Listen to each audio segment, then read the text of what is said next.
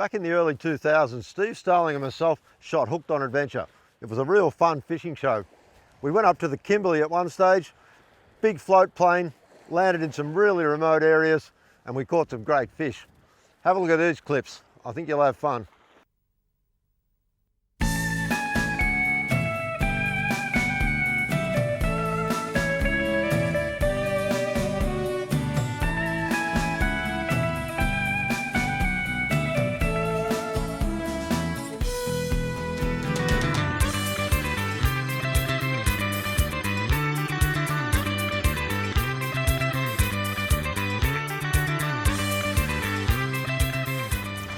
This would have to be one of the most remote and spectacular regions, not only of Australia, but of the entire world.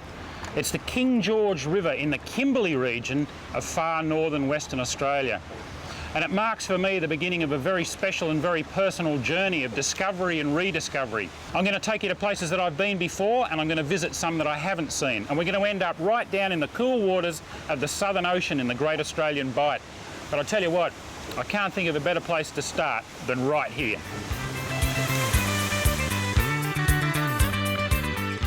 The King George River is not just spectacular, it's remote.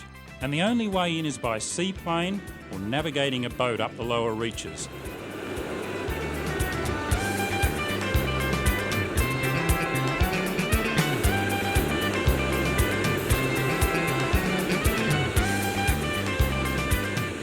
Our mothership for this adventure is the Kimberley Escape. 23 metres of luxury cruiser run by the Great Escape Charter Company, based in Broome. We're an operation of 3. There's 3 staff on board. There's myself, there's Wayne Pooning and Kylie the chef. We do quite extensive trips, 14-day trips up and down the Kimberley coast. Our trips run from Broome to Wyndham, and they're through some of the most uncharted waters in the country. A lot of the country that we travel in, we're going extremely close to islands and reefs at night, and of course you've got your passengers on board, so you've got to make sure you've got good gear so you don't put anyone at risk and things like that.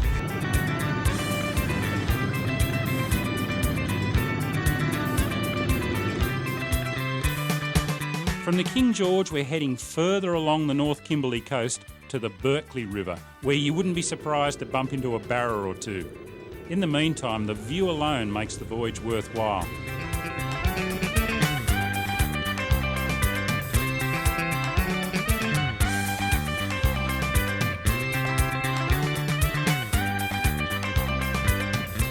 Leaving the Great Escape at anchor, I set out with first mate Wayne Poon for one of his favourite fishing spots.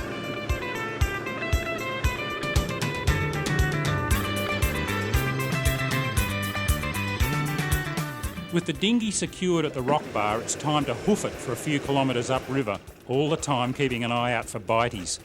This is prime crocodile country. Around here it's a case of water everywhere, but nowhere to have a dip. It doesn't take too long to get a bite in these waters, but you don't always catch what you're chasing. Not first time, anyway. It's a lovely little ox-eye herring or tarpon. There's heaps of those in these water holes, and they're one of the things that the barramundi are feeding on. Woo!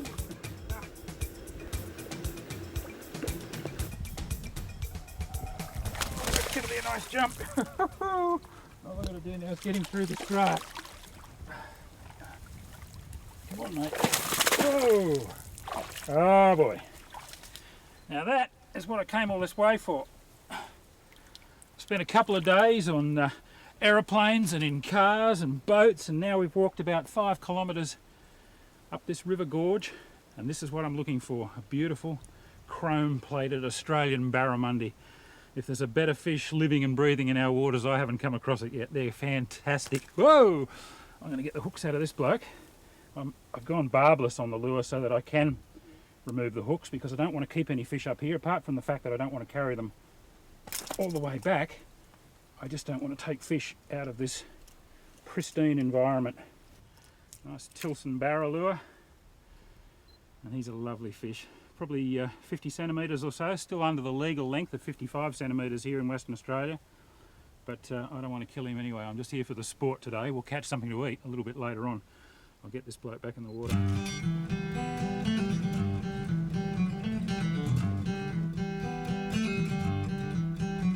Wayne and I headed back downstream to the tidal, mangrove-lined estuary of the Berkeley River. This is very desirable real estate for Barramundi, and right across the north you'll find them in places just like this. With a bit of luck you'll catch them too, if these fellas don't get to them first.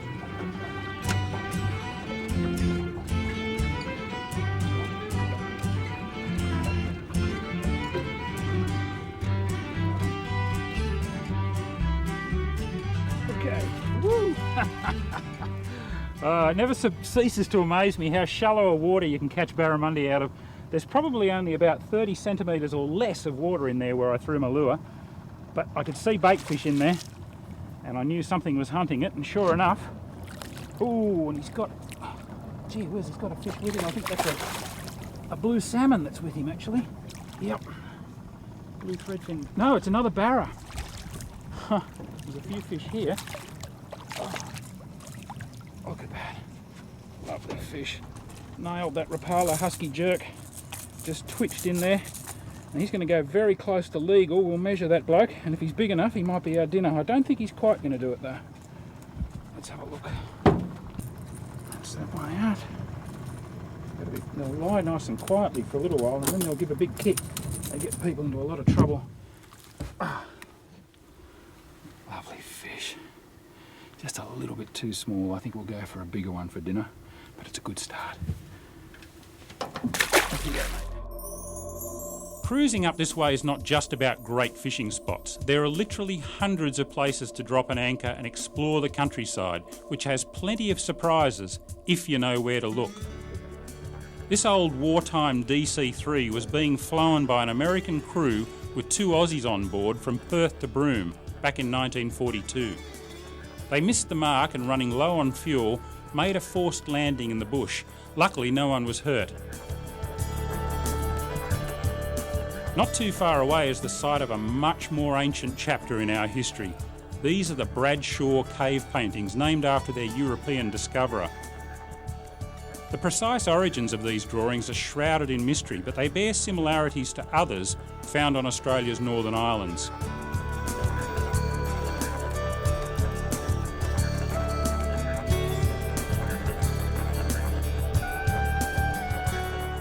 After any onshore excursion, you can be sure there'll be a great feed to be had back on board the Kimberley Escape. On this day it was fresh oysters. Beautiful. And then, for some, a bit of a read or a snooze, while others clicked their souvenir snaps. You all got them? No, not yet. You didn't catch that. After the photo shoot, there's the added bonus of handing the catch to Wayne, who does all the hard work, and there's plenty of it. A big proportion of the folk who take this trip love their fishing, and that's certainly why I'm here.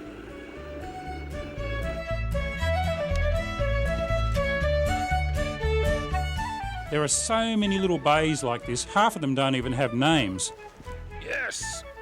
But they do have fish.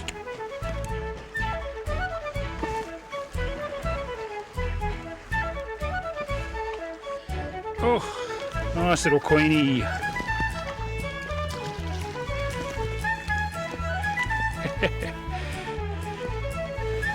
Right. Well, he nailed that bucktail jig. I could see him swimming along there over that clear water. Not a bad start, and from the schools of bait fish flicking around in the shallows, I know there's bigger fish to fry. After the break we catch a few beauties.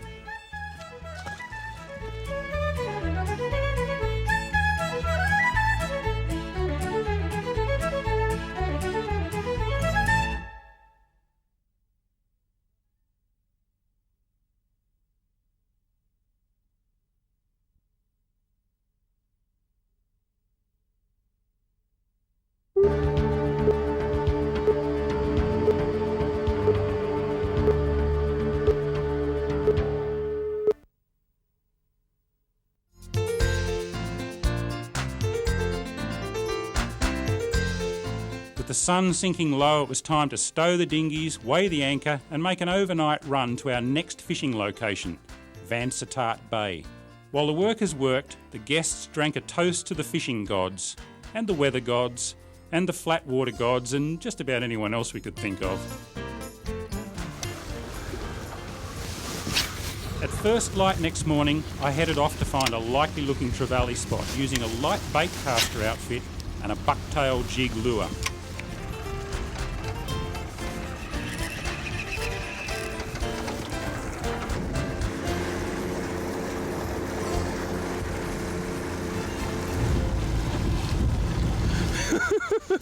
Well, it's fun and games when you're fishing on your own.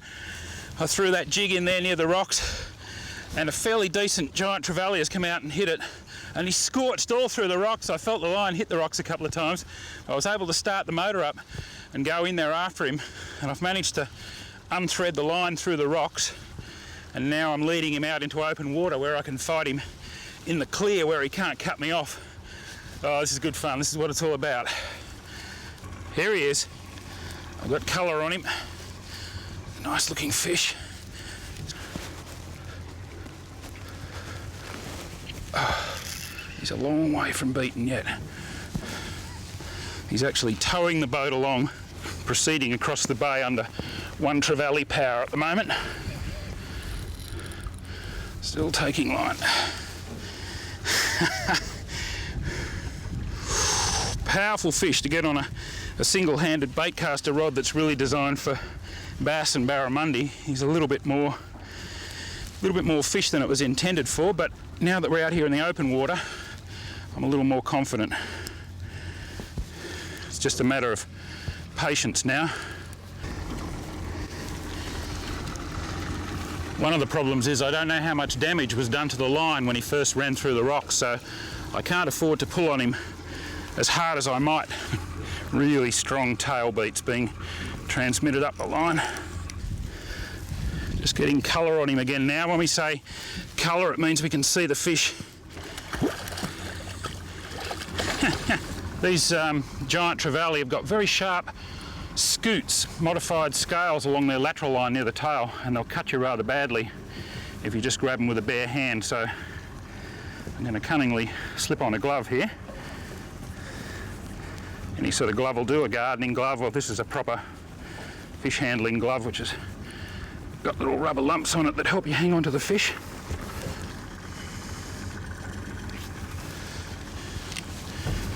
Seem to be nice and out in the open now, so I'll just shut that motor down.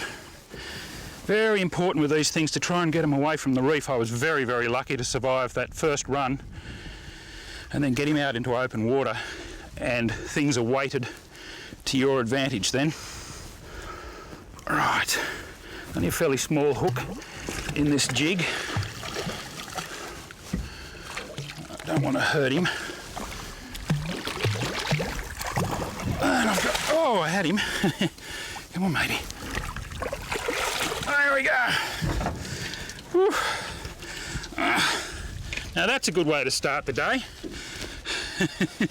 About 12 kilos, I guess, of giant trevally on a little single-handed bait caster.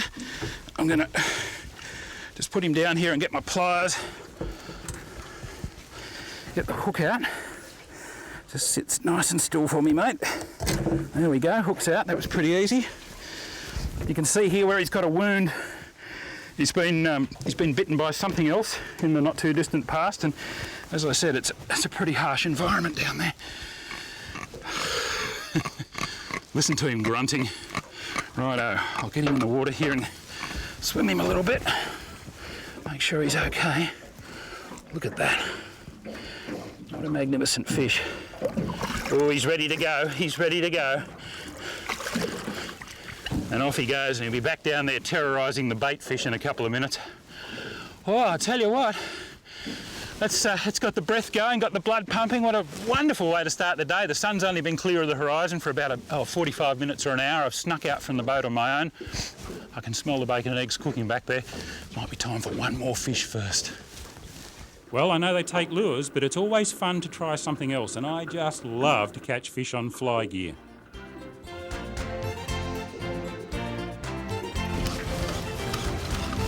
Oops, small ones. With the little queenies. Whoa, big trevally, they're on it. He's got it.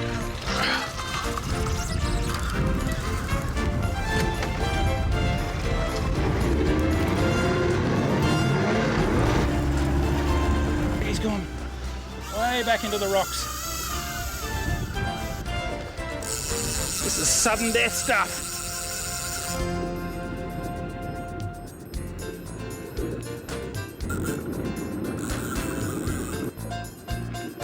Oh, what a lovely fish. Okie dokie, I'll walk back here and grab my glove.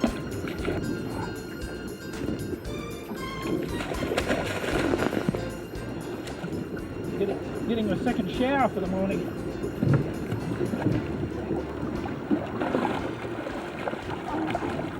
Strong fish. Oh, I think he's at least as big as the one that I got on the bait caster before. I'm a happy Vegemite, I tell you what. How about that? Despite the fact that it was not yet even 8 o'clock, I did manage the trifecta, finishing off with a lovely queenfish, one of my all-time favourite fly rod targets.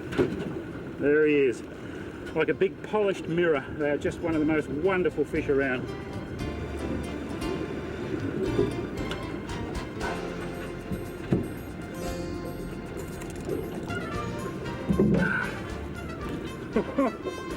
Lovely queen, get him back in the water. Pretty good to eat actually, queens. I don't mind them at all. They make good curries and stuff, but just too nice a fish to kill, that one. Off he goes. Coming up next, the mighty Mitchell River, and I get a lesson from a gun lady fisher. Oh, have a look at that croc over there.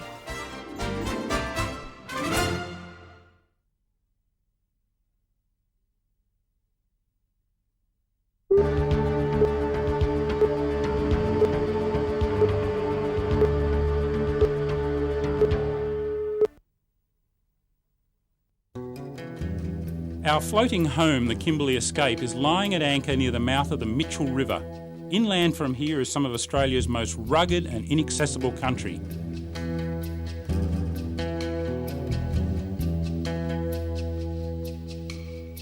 From the air you can see how water has sculpted and shaped this land over millions of years, the river carving deep gorges out of the ancient rock on its way to the sea.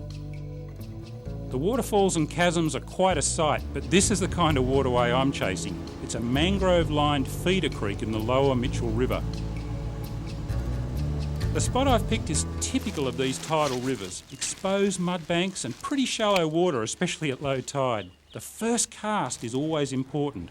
You're introducing something new into the aquatic environment and it just might spark a bit of interest straight away. Oh, I've got him. Oh! That was the weirdest... Oh, it's salmon. That was the weirdest strike. That fish came towards me and I ended up with a whole heap of slack line. I thought something had bitten the lure off. Oh! Steady on there. What a fish. We'll keep this bloke because they're a beautiful fish to eat fresh. Come on, matey. Oh, look at that. Beautiful blue salmon. Oh. And like all members of the threadfin family, it's got these sort of whiskers underneath it that are actually loaded with sensory organs, and it tastes things in the water with them. It's a real hunter of a fish, that one. And in my book, probably a better fighter, kilo for kilo, than the barramundi. And fresh, every bit as good to eat. Doesn't freeze real well, but we'll hang on to that bloke and have him for lunch. What a ripper. Well, that was first cast. Let's see what happens next cast. As so often happens, the next cast and the one after that and so on produced nothing. It got to the stage where I was struggling to even get the next new lure out of the tackle box, let alone the fish out of the water. From all the activity, there were clearly plenty of fish around.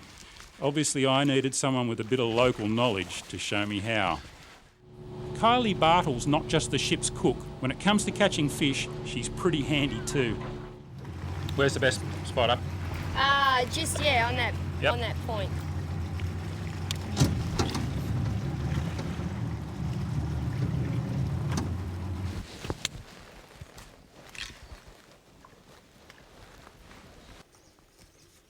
Oh, I've got one. Oh, Kylie's away. What I got? Oh, barra, little barra. Woo. Oh, stay on yours. Mine's a caddy. Look what I caught, Kylie. The wrong kind. Hang on, let's compare. Mine's a Barramundi. He's a lively one. He's a little lively. There we go. Beautiful. I think Is he legal? No, I don't think so. he's a beautiful colour. Beautiful saltwater barra, that one. Now let's catch Mum. Hang on to that for a second, and Peter will grab a quick still of you. Alrighty. See you, buddy. See you next time. You've got to be really careful with these guys. They've got nasty, nasty spine here in the dorsal fin, and one in each of the pectoral fins. The way I'm holding him there, he can't get me with them, but they're very sharp on the end, and they're serrated, and they've got a nasty toxin on them. They'll make you quite sick if it gets them into you. Back he goes. Well, Steve, that's 1-0 at the moment. Yeah, I know.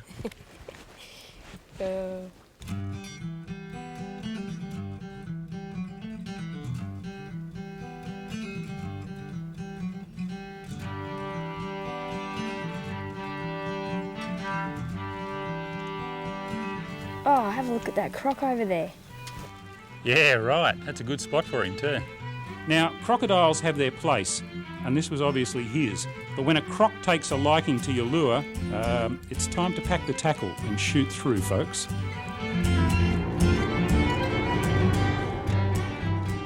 We didn't have to motor too far to find a new spot, and a new location can always bring a change of luck.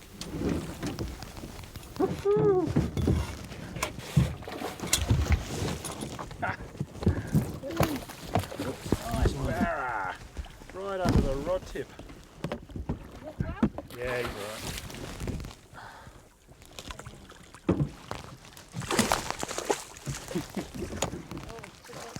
Sometimes when I hook a good fish, I forget all about my poor old cameraman and just shove him out of the way. Sorry, Graham. Oh, well, that's what we came for, folks. Nice, legal size saltwater barramundi. I saw that fish swimming along. I saw its tail in the water as it came down along the edge here hunting bait fish. I actually thought it was a bit bigger than this, and I threw this little Nils Master spearhead in there and twitched it a couple of times. Ah. These are wild fish. We've been letting plenty of fish go on this trip, so we're going to keep this one. There we go. Look at that. What a lovely fish. And unfortunately, it was bigger than mine. One each, but I win on size. Oh, it's not over yet. Oh, that's true. Okay. If I'd been smart, I'd have called a halt right then, because you just know what happens next, right? Well done, Kylie. Oh, he's about the same size as yours, Steve. Hang on, we'll get this other fish in. Woohoo! I'll come through and net him for you. Yeah, that'd be We great. might as well keep two for the table, eh? Yeah. Got a few people to feed tonight. Oh, nice fish, Kylie. Woohoo! That was bigger!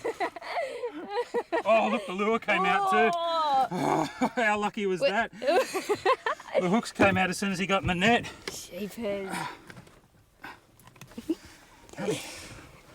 I'll just get one. I'll just... Well, I just hold him out of the water, Kylie. Oh, fantastic. Alrighty. Well done. Come on, let's measure. Hey, listen, I'm going to come fishing with you. Oh. Let's have a look. Yeah, you've edged me out. Oh. Let's get up here on the bow and Peter can grab some stills. So now it's 2-1 and the situation's a bit like the Socceroos playing Uruguay. In Uruguay. Talk about a home ground advantage. Excellent fish. Woo! It's all happening now. On ya, Kylie. Oh, that's a lovely fish. Lovely fish. I just had a hit. Woohoo! 3-1. Oh, and you've definitely done it size-wise this time. Look at that for a fish. Beautiful. That's beautiful. What a great fish. Well done. Yeah, it's bigger than the other two. You reckon? Slightly bigger than your other one, I think. Great size eating fish. Anyway. 3 fish for the table. That's got to be a good morning in anyone's book, isn't it? I think we can head back to the boat now. What a fantastic session that's been. Just to rub salt into the wound, when we got back aboard the Kimberley Escape, Kylie casually whipped up a quick meal for the dozen or so people on board. Speaking of whipped, I know when I have been, and I was. Coming up next, a true northern legend and the deep blue out beyond Rotto.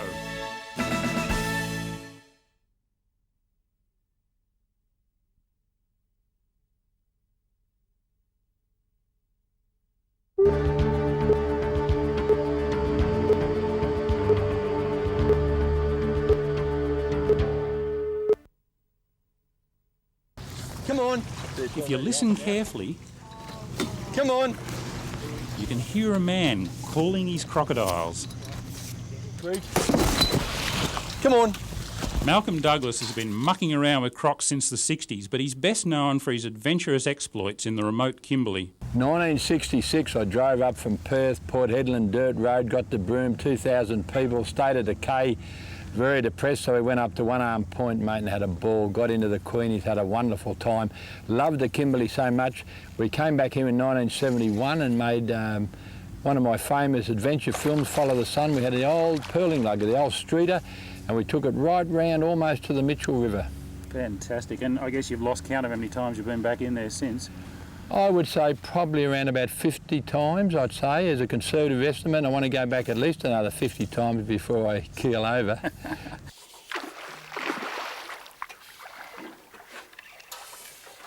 I got a hit.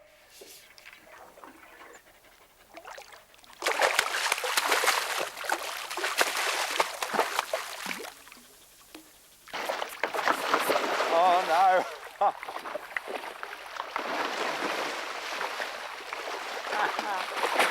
Hey, that's my dinner. Hey. Hey, come here. Oh, look at that.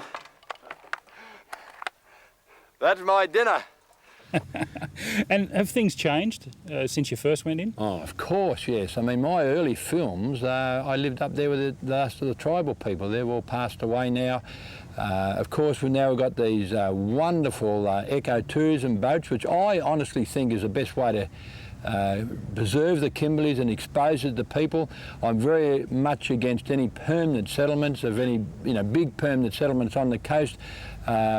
Like you jump on these boats, you go in, you grab a dinghy, you go up, have a look around, do some fishing, and then you get out and we maintain that pristine wilderness. Because in 100 years or 200 years, when you and I are long gone, that Kimberleys is going to be one of Australia's most precious assets, because where else will people be able to see scenery like that and have the weather and have the fishing? These days, Malcolm's still fishing, filming and mucking around with crocodiles. He's not happy.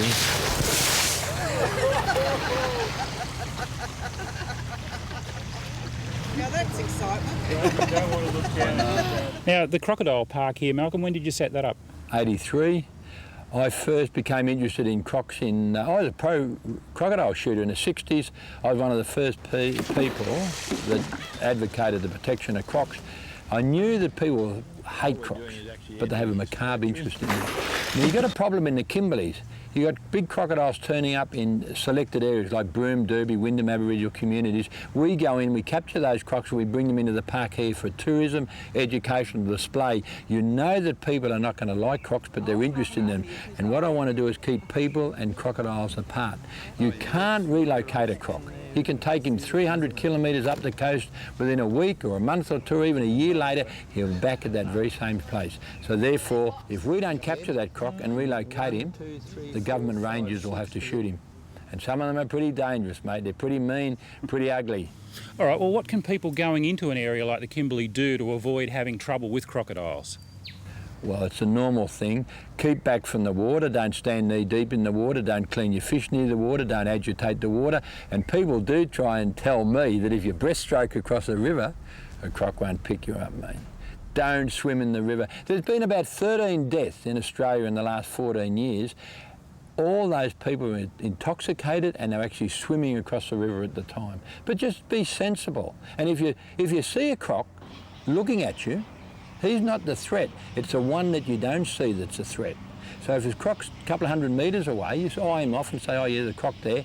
But then if he goes down, he comes up and he's only 20 or 30 metres away from you, get right back from the bank, because he attacks from under the water. He's got a third membrane, a nictitating membrane. He can see you under the water, you're silhouetted against the sky, and he'll come up and he's got you. Keep back from the water.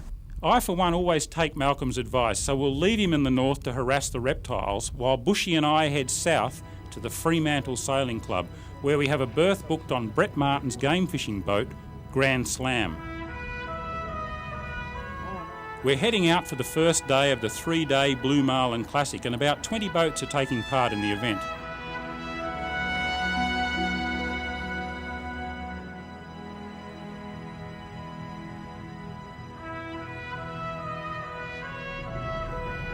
They're all shapes and sizes, up to this floating palace aptly called the Weapon, all 20 metres of it.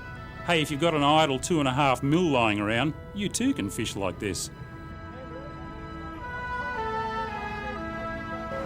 7, 6, 5, 4, 3, 2, 1, 0.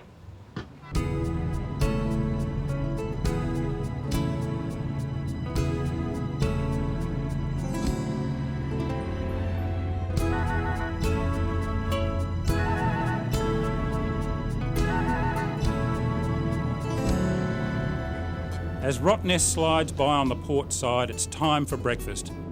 I'm not sure if there's a dietitian on the planet who would recommend Bushy's crab and coke diet, but he did manage to knock over most of these. Talking of knocked over, the ocean's got one up on our audio operator, Carl Nelson. A cold shower is one of the things you can do to alleviate seasickness, but the only surefire cure is to sit under a tree. It's going to be a long day for Carl. The lines are run astern when the boat gets to the 180 metre depth mark at the Rottnest Trench. The lures are set, the tackle's ready. Now it's just a case of waiting.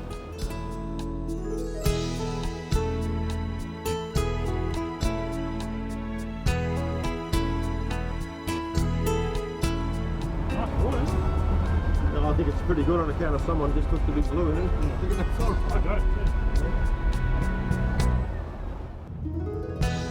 Perth's a fair way south for catching billfish, and the currents vary greatly from year to year, so you need a bit of luck.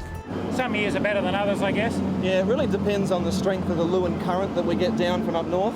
You know, some years you might get 20 fish tagged off Rottnest Island, and some years there'll be 120.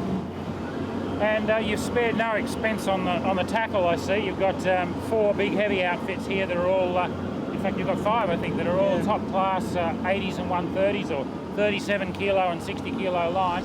There's a fair bit of an investment in one of those, but you've got to spend that sort of money, haven't you? You certainly do, absolutely. And I mean, there's nothing truer than the saying, it's only as strong as your weakest link.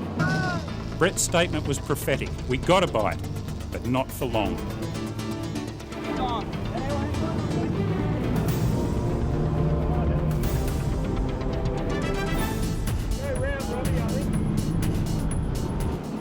Well, that's pretty typical of blue water game fishing.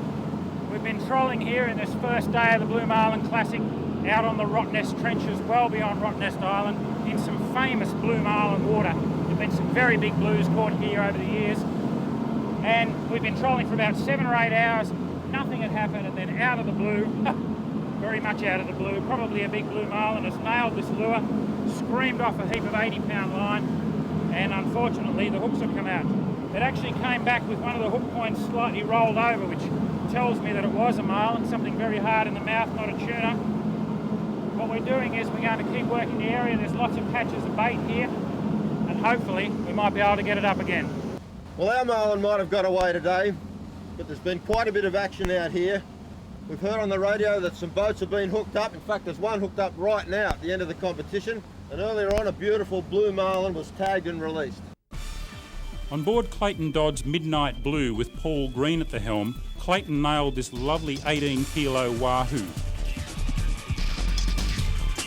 Like 99% of the fish caught in this comp, after a quick snap, it went back. In the fighting chair on the same boat, Tim Carter hooked a good-sized blue marlin.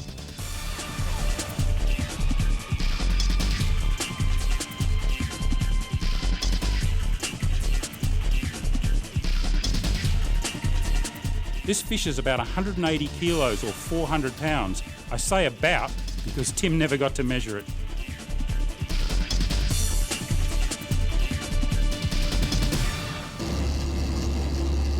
Back on Grand Slam, it was time to reel in the lines and head back to Rotto. Remember Carl? Well, he took up his position near the stern for the trip home. Like I said, it had been a long day. Next up, closer to the coast and somewhere up a secret river.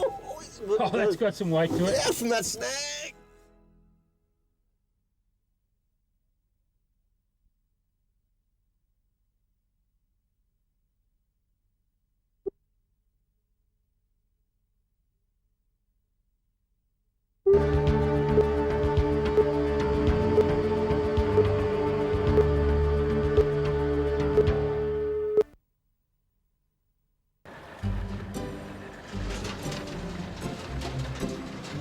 The islands from Garden to Rottnest provide productive fishing grounds at just about any time of the year, and after leaving Brett Martin on Rotto to chase marlin, I've teamed up with his dad Warren and Paula Vos for a spot of herring fishing right next to Karnak Island.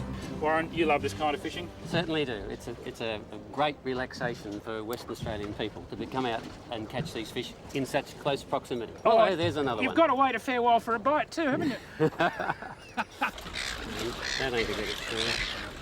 It doesn't take too long for the gulls to figure out that Warren's out here with his special burley, batter crumbs from a fish and chip shop. If you use this straight from the fish and chip shop, it floats, doesn't it? So you have to wet it? It's far better made in a mixture, and I'll quickly make one up for you. Just a quantity of the fish and chip crackling. Yep. Some everyday pollard, available from the supermarket or any of the fishing stores. Over and above that, a batch of one of the fish oils available from any of the bait and tackle stores. Mixed up as such with a little bit of water in it. Adding the water to it will make the crackling sink and not attract the seagulls, and of course will be far more effective in bringing around the herring. And there's just like that one. It's magic stuff, and it looks a bit like the prawn pieces we're using for bait. Bad for a girl. Hey, go on. Very politically incorrect there, Warren.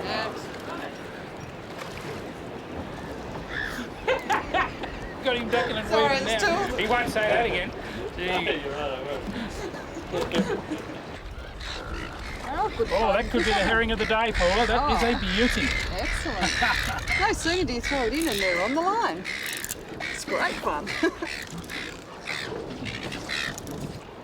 This calm patch that you can see going away from the back of the boat is actually our oil slick. It's the fish oil that's coming out of the burley, and it's creating a highway on the surface, if you like, which is actually drawing these herring in from further and further afield. And we've got a real feeding frenzy going here. This is a good one. Oh, that was why that one was pulling a little bit harder. Paula? No, that's a silver brim, or tarwine as we call them over in the eastern states, but they're more widely known here as a silver brim. We'll put that one back because he's a little bit small. They grow up to 1 kilo or so, and they're a lovely eating fish. Look at the big stingray. Big black stingray. Big black stingray just down here. He's coming through your side. See it? Look at the stingray. That's excellent. Probably eat a herring. I think the big ray has been attracted by all the burley and herring around the boat.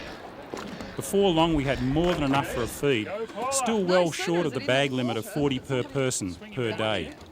We stored them straight into a slurry of icy seawater, and I left Paula pondering a recipe for 57 herring as I headed off to the southwest and a date with a redfin perch.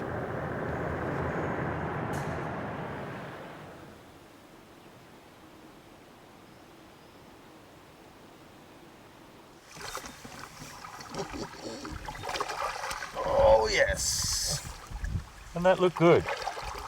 Coming up through that dark water. Pretty fish. Oh, yeah. And pretty good to eat. what's going to happen to this one? 3 guesses? Stevie's lunch. Oh, isn't that nice? Look at that. Very pretty. So what, a piece of bread on each side? Just about. I think we'll hang on to a couple of these because I do enjoy eating them. A chunky little fish, aren't they? Yeah, they're solid through. Must be good tucker in here. Look at that big dorsal fin. Freshwater sailfish. I love them. Well, this is a bit of a change of pace, folks. We're down in the Karri forests near Pemberton on the Warren River. I'm with my good mate Bushy and we're chasing redfin perch. There are both trout and redfin perch in this river, all introduced from overseas, but they're thriving here in the lovely waters of the southwest. We'll see if we can get a bigger one.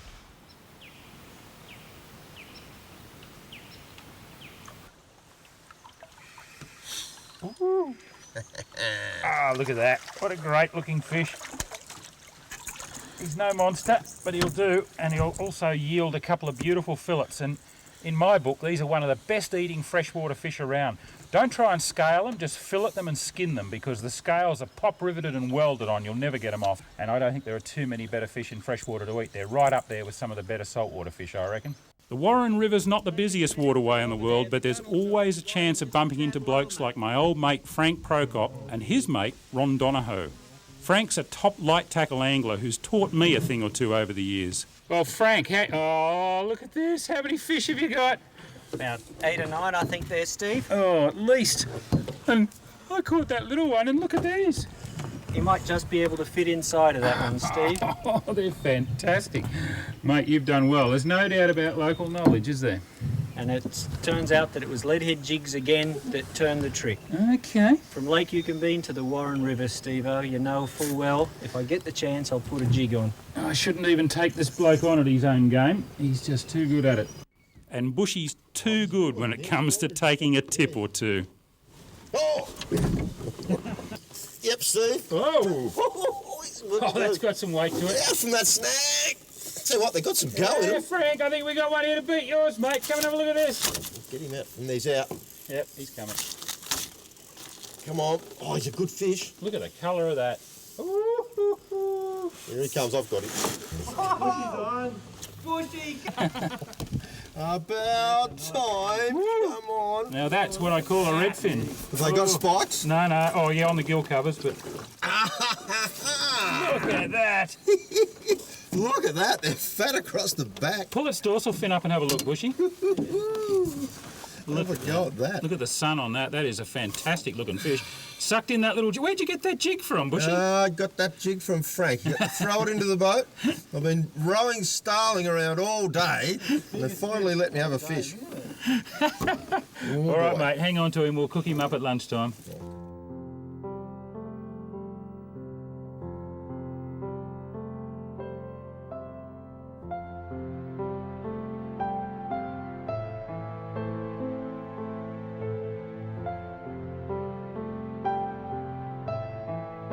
Come on. Oh, doing a bit of juggling here, Bushy, but I've got him anyway. That's the main thing. Oh, what a handsome looking fish. Whew. Look at the red fins on that, which is why we call them a redfin perch here in Australia. But as I said before, these are actually a European fish. They're also known as English perch or European perch, and they're from Great Britain and Western Europe. They're found in France and Holland and all through that area in their freshwater rivers. And they were brought out here in the 1800s by homesick European settlers. And apparently only 7 were brought into Australia, and all the stock that we've got today were bred from those 7 redfin in Victoria and spread out all over the country. Now, they're regarded as a bit of a pest these days because they're a very voracious predator. You can see the size of its mouth. And they do tend to feed on a lot of little native fish and also juvenile trout and things like that. Here in the West, they're a big consumer of marlin and so forth. And for that reason, they're regarded as a bit of a pest. In a lot of places too, they stunt, they overpopulate, and you end up with a population of very small redfin. But here in the Warren River, there seems to be less numbers of fish, but they're quite large. And for that reason, they're actually quite a good little resource. They're not something you'd want to spread around to other places, but they're here already, so why not take advantage of them? And we're going to take advantage of this one by knocking the fillets off him and cooking him up for lunch. What a beauty. One of Frank's. Yeah. And one of mine. I began this fantastic voyage of adventure and discovery more than a year ago in those awe-inspiring gorges of the northeast Kimberley. And I've just about come full circle because now I'm back in the South Kimberley, a couple of 100 kilometres north of Broome. Along the way I've been to some fantastic places, met some wonderful people and caught some pretty good fish. But of course I've missed a lot of chunks of the West Australian coast, but don't worry, I'm coming back to check those out too, and this time I'm going to bring my good friend Bushy with me, and starting next week, right here on this station, you can share the excitement in Steve and Bushy's Hooked on Adventure. Check your local newspapers and television guides for airing times, and also have a look in next Saturday's West Australian newspaper. In the fishing and boating section you can read all about it. And we'll see you right here next week.